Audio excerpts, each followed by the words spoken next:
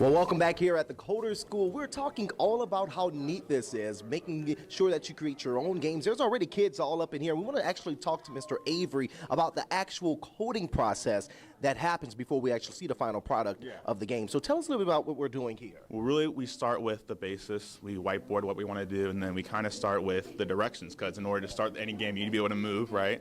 So right here, as you can see, we have if the key, like it's all events, so it's all logic. If the key is pressed, head in this direction. If the key is pressed, head in this direction. So it's all just a bunch of if statements that repeat and kind of go in a loop of, just which direction. And to make it a little bit easier, I see that it's actually color-coded on the side here. Is that something that actually helps out? Yeah, in Scratch, each color is a type of code. So it's motion, events, variables, all things that when you add them all up, make the program and make it very easy for each kid to understand what's going on in each division of the code. So. Well, we're going to go ahead and let you guys continue working. We want to go over to Miss Ming and check out the coder tree, which is also something that the kids learn here. This is something that really explains the process. Give us what's happening here. Exactly. As what Avery was saying, basically the kids would start with Scratch, which basically is the foundation of the coding process. Once they get the Scratch, and even though it's down here at the foundation, it seems like it's really simple, but it can get very, very complicated. The more that you pile on, the more that you can,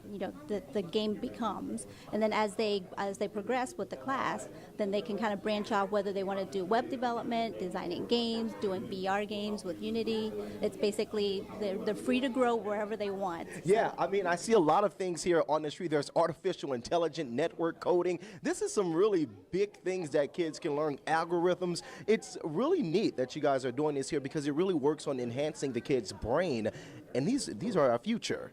All the kids are our future, so we need to make sure that they learn as much as they can. Exactly. Actually, like 65% of the children, what they're going to be doing in the future, the jobs probably do not exist today. So as they're learning to code, they're building, their future, the foundation of, their future careers, honestly. Absolutely. And what age range do you guys usually start at? Because we see a lot of different kids in here, and the actual coaches as well are helping them learn what they need to learn. Exactly. Yeah. So our school is ages from 7 to 18.